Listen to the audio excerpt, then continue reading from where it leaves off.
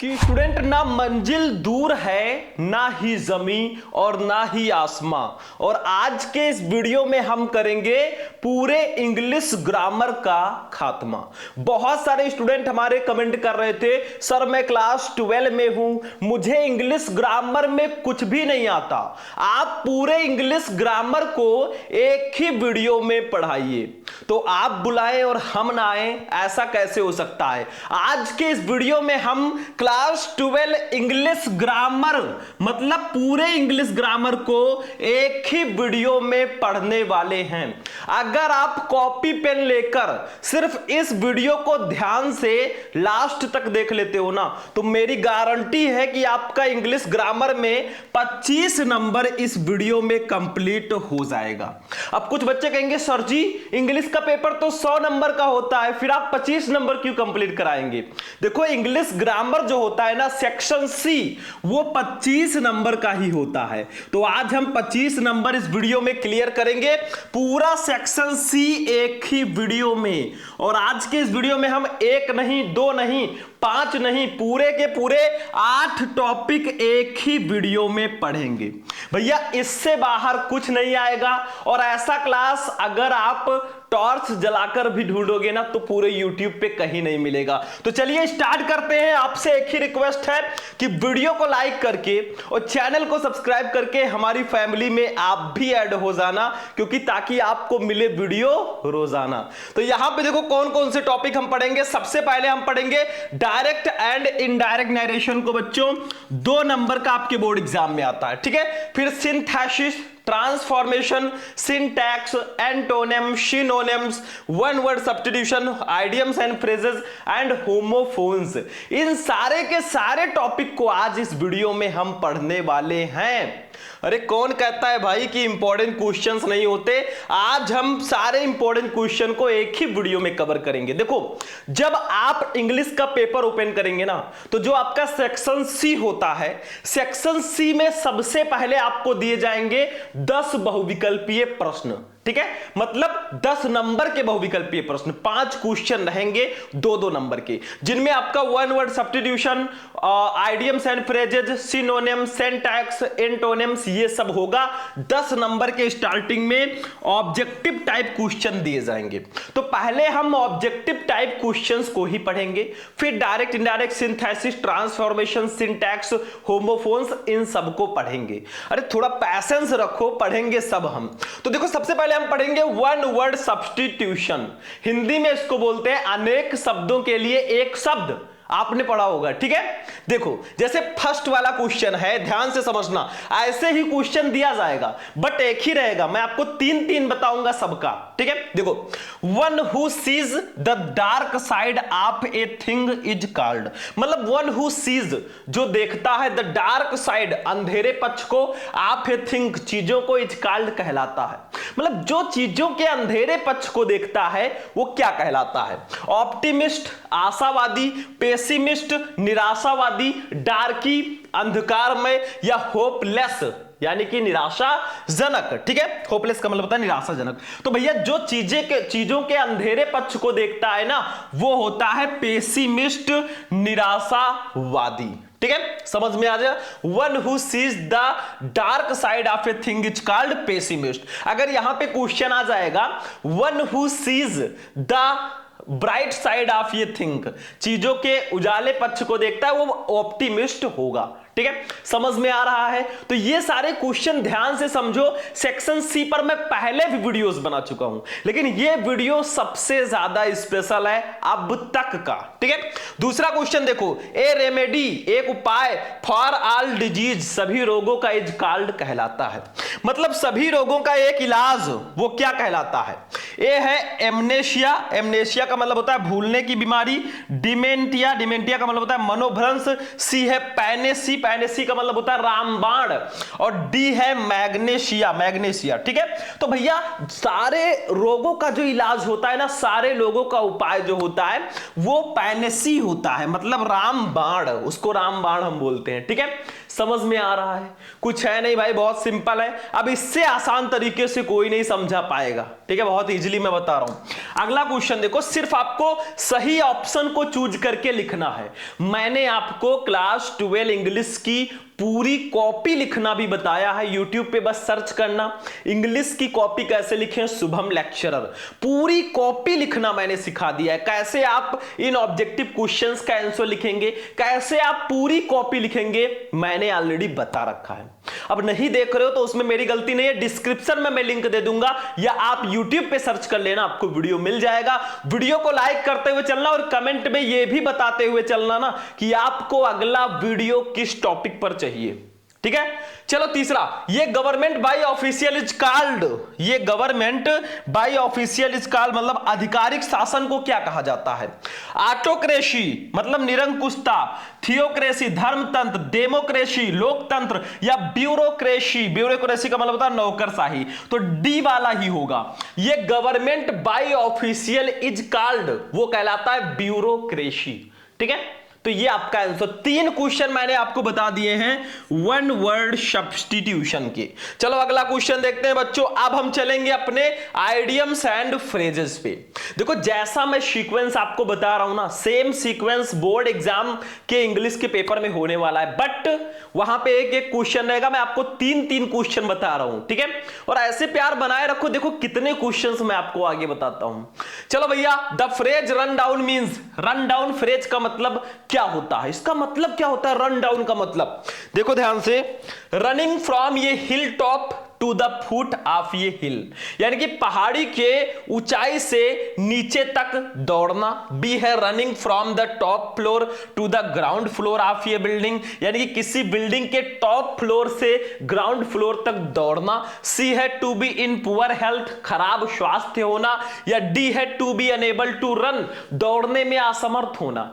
अरे भैया सिंपल सा है, इसका आंसर होगा C, to be in poor health. Run down का मतलब होता है to be in poor health, यानी कि खराब स्वास्थ्य होना, ठीक है, स्वास्थ्य अच्छा ना होना। अगला क्वेश्चन देखो, फटाफट आंसर लेते चलो भाई। Next, the phrase A bone of contention means, यानी कि झगड़े की जड़ का मतलब क्या होगा?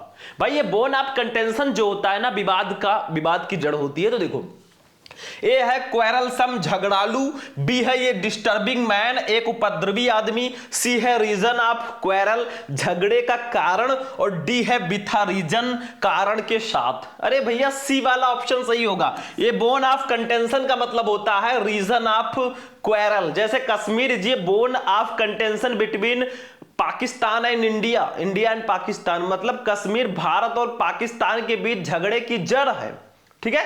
चलो अगला, the apple of one's eye, आंखों का तारा होना, इसका मतलब क्या होगा? ए है, देखो ये हिंदी में जैसे आप मुहावरे पढ़ते थे ना, आंखों का तारा होना मतलब बहुत प्रिय होना, वैसे यहां पर भी रहेगा भैया। देखो the apples of one's eye, आंखों का तारा होना, इसका मतलब ए है the most tender part of an eye, यानी कि आंख का सबसे कोमल भाग। बी है ये टीयरफुल आई, एक अश्रुपूर्ण भाग। सी है वेरी डियर, बहुत प्रिय। और डी है ये costly treatment of an eye, यानी कि आंख का सबसे महंगा इलाज। तो इसका राइट आंसर होगा C, a very dear. The apples of one's eye, आंखों का तारा होना मतलब बहुत प्रिय होना, वेरी डियर, सिंपल सा है। चलो आगे बढ़ो, 3 क्वेश्चन इसके भी हो गए बच्चों। अगला क्वेश्चन, अब हम चलेंगे सिनोनिम्स पर। सिनोनिम्स का मतलब होता है समानार्थी शब्द जो समान अर्थ रखते हैं, मतलब वर्ड तो अलग अलग होंगे लेकिन उनके मीनिंग सेम होंगे। जैसे ट्रेलर देखो, the synonym of Frank is, Frank का सिनोनिम क्या होगा? फ्रैंक का मतलब होता है स्पष्टवादी, इसका सिनोनिम क्या होगा? ए है फूलिश, फूलिश का मतलब मूर्ख। बी है वाइड स्पोकन, व्यापक रूप से बोली जाने वाली। सी है सेमलेस, यानी कि शर्मिंदगी। और डी है कैंडिड, कैंडिड का मतलब होता है स्पष्टवादी। तो देखो फ्रैंक का मतलब भी स्पष्टवादी, कैंडिड का मतलब भी स्पष्टवादी, दोनों के मीनिंग सेम है, इसी को बोलते हैं सिनोनिम्स। तो आपका डी वाला ऑप्शन बिल्कुल सही होगा। वर्ड अलग अलग हैं लेकिन मीनिंग सेम है, दैट्स कॉल्ड सिनोनिम्स, ठीक है। अगला देखो, the synonym of controversies, controversy का सिनोनिम क्या होगा? कंट्रोवर्सी यूट्यूब पे देखते होंगे विवाद, ठीक है। ए है फाइट, लड़ना। बी है एग्रीमेंट, समझौता। सी है डिस्प्यूट, विवाद। डी है रिजोल्यूशन, रिजोल्यूशन मतलब होता है संकल्प। अरे भैया डिस्प्यूट होगा, कंट्रोवर्सी का मतलब विवाद, ठीक है। और डिस्प्यूट का मतलब भी विवाद, काम खत्म, ठीक है। दोनों एक दूसरे के सिनोनिम्स हो जाएंगे। चलो भैया अगले क्वेश्चन पे चलते हैं फटाफट। Next, the synonym of destroys, destroy का मतलब नष्ट करना या ध्वस्त करना, इसका सिनोनिम क्या होगा? ए है फिनिश, समाप्त होना, बी है डिमोलिश, ध्वस्त करना या नष्ट करना, सी है स्टॉप, रुकना, डी है एंड, समाप्त। अरे भैया डिमोलिश होगा। डिमोलिश का मतलब होता है नष्ट होना या ध्वस्त होना, और हमारे डिस्ट्रॉय का मतलब भी सेम होगा, ठीक है। दैट्स अ सिनोनिम्स, यही सिनोनिम्स है आपस में। बढ़ते चलो आगे, अभी ना थके अभी पैर है, ना हमने हिम्मत हारी है, हौसला है कुछ कर दिखाने का, इसलिए पढ़ाई अभी भी जारी है और ये जारी रहना भी चाहिए। चलो भैया सिंटैक्स पे चलते हैं। सिंटैक्स का मतलब करेक्शन ऑफ सेंटेंसेस, मतलब सेंटेंस में गलतियां होंगी उसी को ढूंढ के लिखो। सिंटैक्स बेसिकली ऑब्जेक्टिव में भी 2 नंबर का आएगा और आगे भी अभी सिंटैक्स दिया जाएगा, 4 नंबर का आता है ये, सबसे ज्यादा नंबर का समझ लो, ठीक है। देखो, ऑलवेज स्पीक अ ट्रुथ, हमेशा सत्य बोलो। Which word in this sentence is an error, इस सेंटेंस में कहां गलती है, कहां पे गलती है? देखो, ऑलवेज में गलती है, स्पीक में, ए में या ट्रुथ में? अरे भैया इसका राइट आंसर हो जाएगा सी वाला, ए में गलती है। ऑलवेज स्पीक ट्रुथ, ए मत लगाना। टेल ए लाई, जब झूठ बोला जाता है ना तो बीच में ए लगाया जाता है, बट स्पीक के बाद ए का यूज नहीं करेंगे। B, one should not abuse his father, किसी को अपने पिता का अपमान नहीं करना चाहिए या किसी को अपने पिता को गाली नहीं देनी चाहिए। Which word in this sentence है एरर, इस सेंटेंस में कहां पर गलती है, कहां गलती है? शुड में, हिज में, नॉट में, वन में। अरे भैया हिज में गलती है, वन के साथ अपने की अंग्रेजी हम वंस लिखते हैं, तो हिज के जगह पर हम लिख देंगे वंस, इसको कट करके ये रहेगा, यानी कि हिज में गलती है। चलो अगला देखो, थर्ड वाला, Mohan is more taller than Ram, Mohan Ram से ज्यादा लंबा है। Which word in this sentence is an error, इस सेंटेंस में कहां पे गलती है? मोहन राम से ज्यादा लंबा है। अरे भैया कहां पे गलती है? देन में, इज में, टाइलर में, मोर में। जब यहां पे टाइल में ईआर लगा है तो मोर लगाने की कोई जरूरत है ही नहीं भैया। जब ईआर ना लगे ना तब मोर का यूज करते हैं, यहां पे टाइलर ऑलरेडी है तो मोर का यूज नहीं करेंगे, तो यहां पे मोर में गलती है। डी वाला ऑप्शन बिल्कुल सही है, वो वाला मोर नहीं है भैया, पीकॉक वाला। चलो आगे बढ़ते हैं, एंटोनिम्स पे आ जाओ। इसका मतलब होता है विपरीतार्थक शब्द। एंटोनिम्स का मतलब होता है विपरीतार्थक शब्द, जैसे ईमानदार का बेईमान होता है, ऐसे ही बहुत सारे वर्ड है एक दूसरे के विपरीत अर्थ रखेंगे ये। जैसे देखो, the antonym of virtue is, virtue का मतलब होता है गुण या सद्गुण, इसका एंटोनिम क्या होगा? फ्रॉड, फ्रॉड का मतलब होता है धोखेबाज या धोखाधड़ी। बी है क्राइम का मतलब अपराध, सी का मतलब अवगुण, वाइस का मतलब अवगुण, और विकडनेस का मतलब दुष्टता। अरे भैया वाइस होगा। देखो, वर्च्यू का मतलब गुण या सद्गुण और वाइस का मतलब अवगुण, यानी कि एक दूसरे के एंटोनिम्स होंगे, एक दूसरे के विपरीत विपरीतार्थक शब्द होंगे। The antonym of better, better का मतलब बेहतर या अच्छा, इसका एंटोनिम क्या होगा? वर्स, वर्स का मतलब बहुत खराब, जिसको हम लोग बोलते हैं बदतर, ठीक है। बैड का मतलब बुरा, वर्स्ट का मतलब बदतर, और गुड का मतलब अच्छा। अरे भैया बेटर का वर्स्ट होगा, वर्स्ट का मतलब होता है बदतर, ठीक है। तो आपका सी वाला ऑप्शन बिल्कुल सही होगा। समझ में आ रहा है? या बेटर का शायद वर्स्ट होगा, ठीक है। बेटर का वर्स भी लिख सकते हैं या वर्स्ट भी लिख सकते हैं, ठीक है। इन दोनों ऑप्शंस में से एक होगा। चलो आगे बढ़ते हैं बच्चों, नेक्स्ट पे चलेंगे। Third, the antonym of ability is, ability का मतलब, इसका एंटोनिम क्या होगा? एबिलिटी का मतलब क्या होता है? क्षमता, ठीक है, क्षमता बोलते हैं इसको। एबिलिटी, आपकी एबिलिटी कितनी है? चलो, अनएबिलिटी होगा, इनएबिलिटी होगा, डिसएबिलिटी होगा या इनकैपेबिलिटी होगा? भैया इनएबिलिटी होगा। बी वाला ऑप्शन आपका बिल्कुल सही होगा, मतलब अक्षमता, ठीक है। तो एंटोनिम्स भी हो गया। आई होप कि आपको समझ में आ चुका होगा। चलते हैं भैया, अब हमारे जो ऑब्जेक्टिव क्वेश्चंस थे ना वो फाइनली फिनिश हो चुके हैं, मतलब समझ रहे हो। देखो, हमने सबसे पहले पढ़ा कौन सा? वन वर्ड सब्स्टिट्यूशन, फिर हमने पढ़ा आइडियम्स एंड फ्रेजेस, फिर सिनोनिम्स, फिर सिंटैक्स, और फिर फाइनली एंटोनिम्स पढ़ा। 5 टॉपिक हो गए ना, मतलब 5 क्वेश्चन रहेंगे, 2-2 नंबर के, 10 नंबर आपको दिए जाएंगे, मतलब एक एक टॉपिक का एक एक क्वेश्चन ही रहेगा। बट भाई मैं पढ़ा रहा हूं तो 3-3 क्वेश्चन मैंने आपको बता दिया, ठीक है। चलो आगे बढ़ते हैं भैया, अब चलते हैं डायरेक्ट एंड इनडायरेक्ट नरेशन पे। अब देखिए स्टूडेंट, अब हमारा आता है डायरेक्ट एंड इनडायरेक्ट नरेशन। मतलब क्या है? डायरेक्ट स्पीच को इनडायरेक्ट में कन्वर्ट करना है। इंग्लिश ग्रामर का बहुत इंपॉर्टेंट टॉपिक है, आप पढ़ेंगे डायरेक्ट, इनडायरेक्ट, सिंथेसिस, ट्रांसफॉर्मेशन, ये सब पढ़ लो, आगे भी काम आएगा भाई, ठीक है।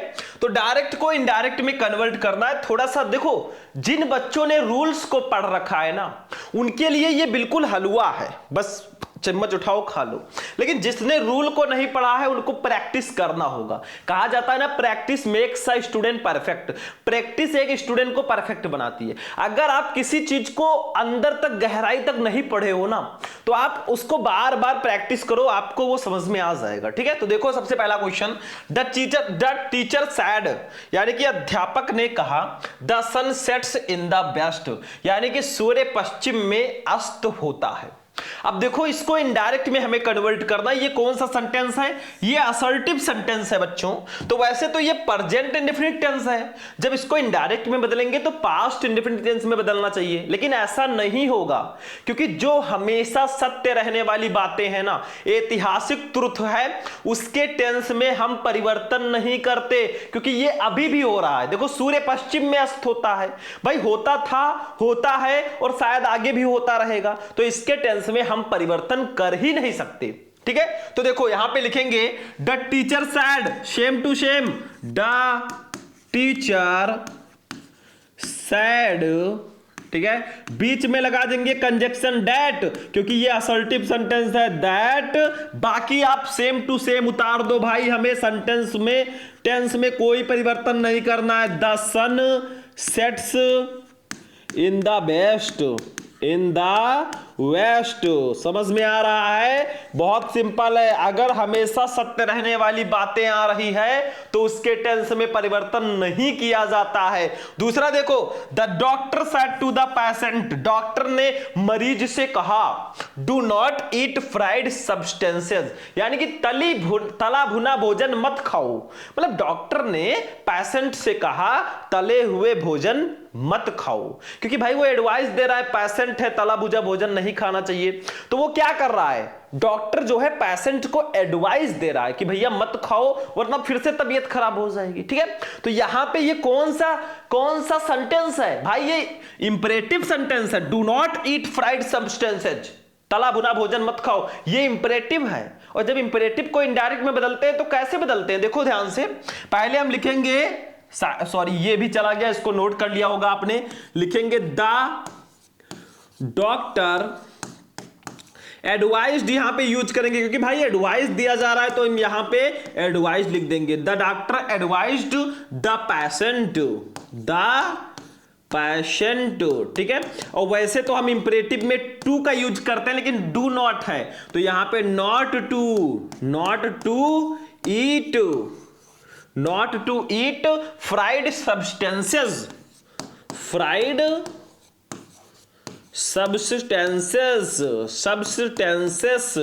ठीक है, यानी कि तली भुनी चीजें मत खाओ, ठीक है।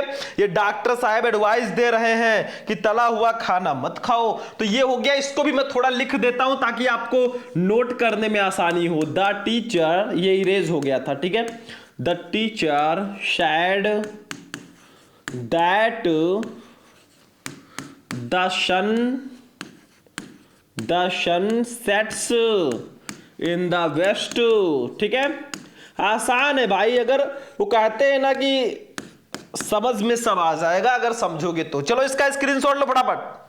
चलो अगला क्वेश्चन देखते हैं, तीसरा वाला समझ में आ रहा है। अगला क्वेश्चन देखो, अब इंट्रोगेटिव आ गया। कुछ बच्चे फंस जाते हैं इसमें, सर जी इंट्रोगेटिव वाला कैसे करेंगे, समझ में नहीं आ रहा। देखो, my friend said to me, मेरे मित्र ने मुझसे कहा, had you gone to your college yesterday, क्या तुम कल अपने कॉलेज गए थे। इसको आपको इनडायरेक्ट में बदलना है। कैसे बदलोगे भाई? तो देखो ध्यान से समझो, यहां पे ये कौन सा टेंस है उसके अकॉर्डिंग हम बदलेंगे। देखो, मेरे मित्र ने मुझसे कहा, had you gone to your college yesterday. सबसे पहले तो ये इंट्रोगेटिव सेंटेंस है भाई, देखो हैड आगे लगा helping verb, that's interrogative sentence. But दूसरी चीज कौन सा टेंस है, ये पास्ट परफेक्ट टेंस है, क्योंकि हैड भी है, वर्ब में थर्ड फॉर्म भी है, ये पास्ट परफेक्ट टेंस होगा। जब इसको इनडायरेक्ट में बदलेंगे पास्ट परफेक्ट टेंस में ही ये रहेगा। अगर ये प्रेजेंट परफेक्ट टेंस होता तो इनडायरेक्ट में पास्ट परफेक्ट टेंस में कन्वर्ट होगा, लेकिन ये जब ऑलरेडी पास्ट परफेक्ट है बेटा तो पास्ट परफेक्ट में ही रहेगा। देखो तो सबसे पहले क्या करेंगे ध्यान से, अब ये इंट्रोगेटिव है तो सैड टू के स्थान पर हम आस्क्ड का यूज करेंगे या इंक्वायर्ड ऑफ का। वैसे बेसिकली आस्क्ड का यूज सबसे अच्छा है, ठीक है। तो यहां पे लिखो माई फ्रेंड आस्क्ड मी, ठीक है। बीच में हम लगाएंगे इफ या वेदर। क्यों लगाएंगे, क्योंकि यहां पे हेल्पिंग वर्ब आगे है। अगर क्वेश्चन वर्ड आगे होता तो हम डायरेक्ट क्वेश्चन वर्ड को ही उतार देते, ये ध्यान रखना। तो my friend asked me if, अब यू है सेकंड पर्सन का प्रोनाउन बदलेगा ऑब्जेक्ट से, तो ऑब्जेक्ट है मी। मैंने बताया था ना आपको कि फर्स्ट पर्सन का प्रोनाउन सब्जेक्ट से, सेकंड का ऑब्जेक्ट से, थर्ड में नो चेंज, परिवर्तन नहीं होगा। तो यू बदलेगा आई से तो आई हो जाएगा, हैड आपका हैड ही रहेगा, आई हैड गॉन। अब योर बदलेगा फिर मी से, तो गॉन माई हो जाएगा इसकी जगह पर, my college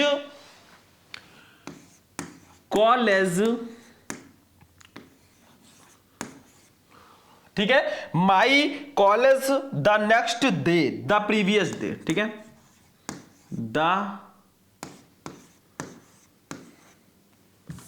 the previous day,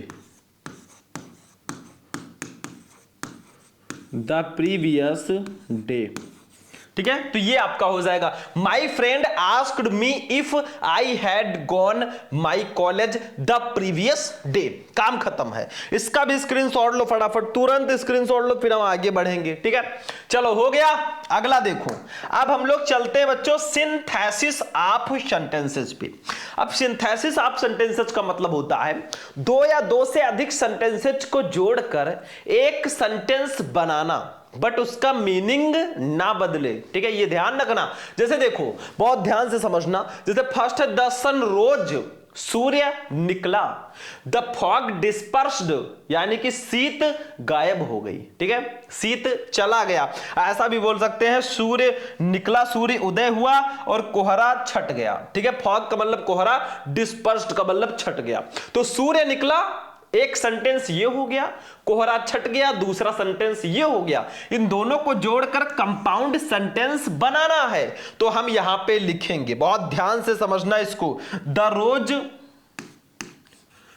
सन रोज मतलब सूर्य निकला, सो इसलिए द फॉग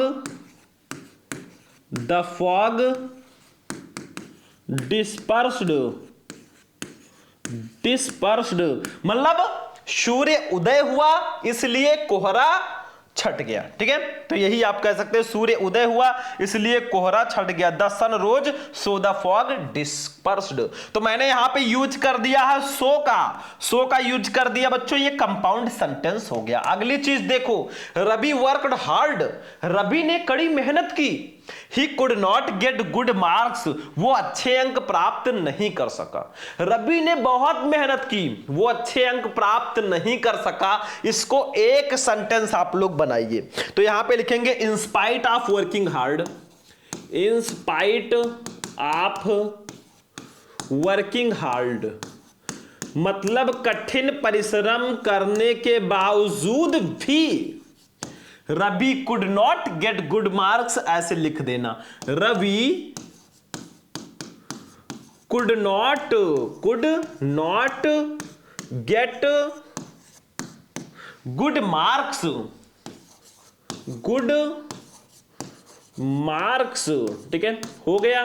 बस यही हो जाएगा बच्चों, यही है आपका क्या बोलते हैं इसको, ये आपका सिंथेसिस कंप्लीट हो चुका है। In spite of working hard Ravi could not get good marks, यानी कि कठिन परिश्रम करने के बावजूद भी रवि अच्छे अंक प्राप्त नहीं कर सका। ऊपर भी वही था, रवि ने कड़ी मेहनत की, वो अच्छे अंक प्राप्त नहीं कर सका। सेम मीनिंग नीचे भी है, रवि कठिन परिश्रम करने के बावजूद भी रवि अच्छे अंक प्राप्त नहीं कर सका, मीनिंग सेम है। मैंने सिर्फ दो सेंटेंस को जोड़कर एक सेंटेंस बना दिया है, इसी को बोलते हैं हम सिंथेसिस। चलो स्क्रीनशॉट लो फटाफट तुरंत, जस्ट नाउ।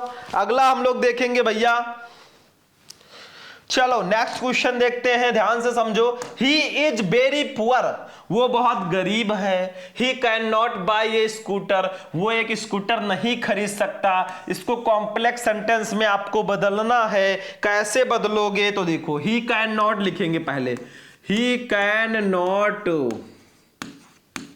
बाय ये स्कूटर, ये स्कूटर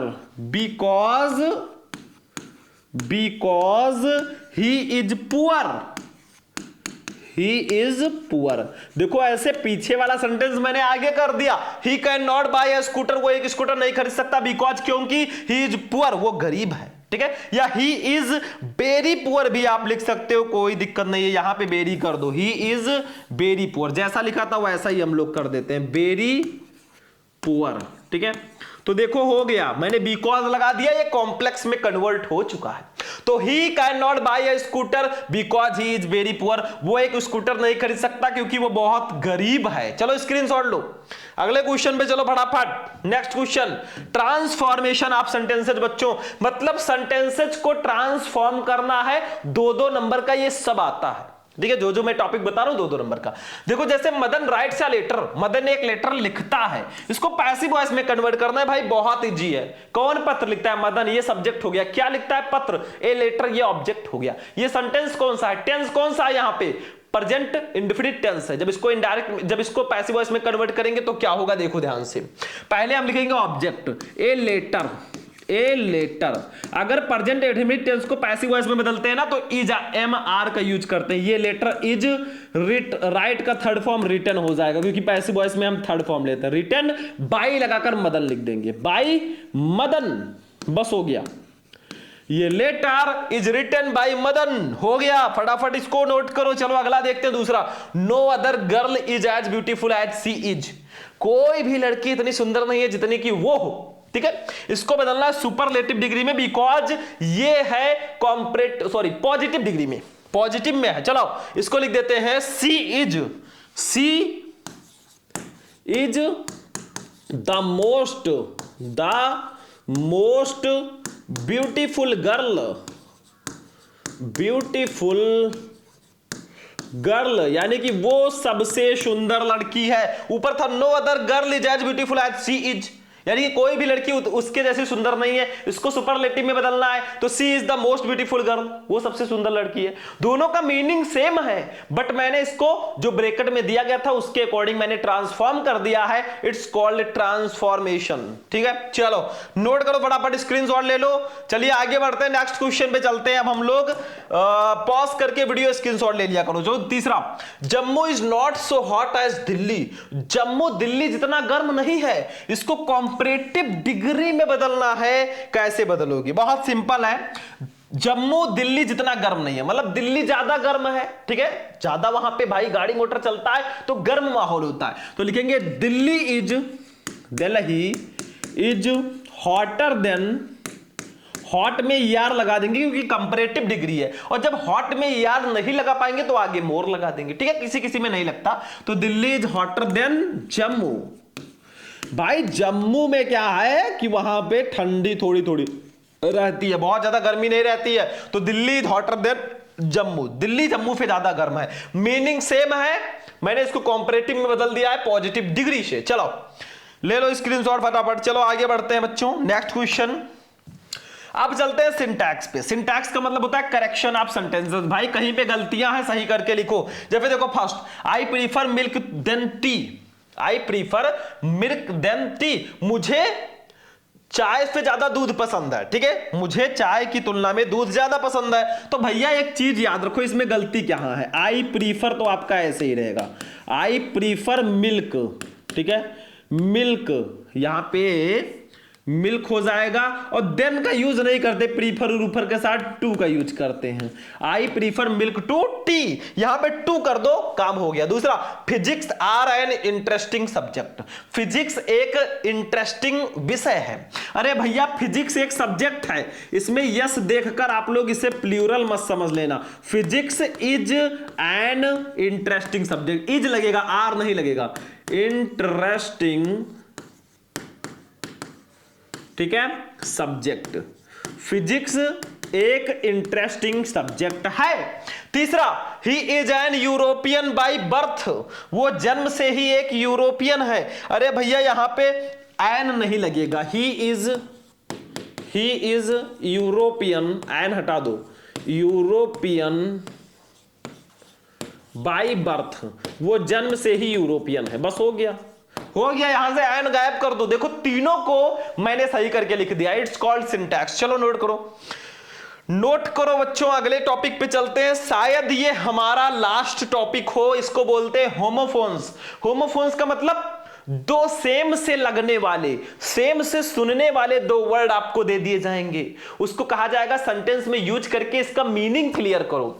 जैसे इसका मतलब होता है बिसाइड, इसका मतलब होता है बगल, ठीक है, के बगल, और इस बिसाइड्स का मतलब होता है के अलावा, ठीक है। तो देखो इन दोनों को, देखो दिखने में थोड़ा सेम लग रहा है, पढ़ने में भी, इसको सेंटेंस में यूज करो। The boy sitting beside me was my friend, मतलब मेरे बगल में बैठा हुआ लड़का मेरा मित्र था, ठीक है। ये यहां पे हमने बिसाइड का यूज कर दिया, ये सेंटेंस में यूज हो गया। दूसरे बिसाइड का मतलब के अलावा, माय अंकल प्रेजेंटेड मी ये वॉच बिसाइड स्वीट, मतलब मेरे चाचा ने मुझे मिठाई के अलावा घड़ी भी गिफ्ट की, मतलब घड़ी भी दी। तो यहां पे देखो बिसाइड्स का मैंने यूज कर दिया, बस। दूसरा बैड बेड, इस बैड का मतलब बुरा, इस बेड का मतलब बिस्तर। देखो नोबडी लाइक्स ये बैड बॉय, मतलब किसी को भी किसी को बुरे लड़के पसंद नहीं होते हैं, ठीक है, कोई भी बुरे लड़के को पसंद नहीं करता। दूसरे बेड का मतलब बिस्तर, I like to sleep on ये सॉफ्ट बेड, मुझे सॉफ्ट बेड पर सोना पसंद है। तो यहां पे बेड का यूज हो गया, ठीक है।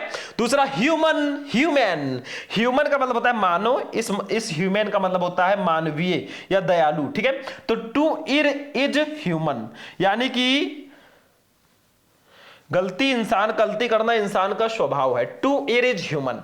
दूसरा human, be human to the animal, यानी कि जानवरों के प्रति दयालु रहे। बस ऐसे आप सेंटेंस में यूज कर दो, काम खत्म है, ठीक है। तो आज जो मैंने आपको टॉपिक बताया, देखो इंग्लिश ग्रामर के पूरे 8 टॉपिक मैंने एक ही वीडियो में पढ़ाए। मुझे आशा है कि आपको ये वीडियो अच्छा लगा होगा। साथ में जितने भी क्वेश्चंस मैंने बताए ना, वो सारे क्वेश्चन आपको समझ में आए होंगे। कितने क्वेश्चन समझ में आए और कितने क्वेश्चन आपको ऑलरेडी पता थे, कमेंट करके जरूर बताना। इस वीडियो को जाते जाते लाइक कर देना, चैनल को भी सब्सक्राइब कर लेना। बेटा चलते हैं, फिर मिलेंगे किसी नेक्स्ट वीडियो में नेक्स्ट इंपॉर्टेंट टॉपिक के साथ। तब तक के लिए जय हिंद।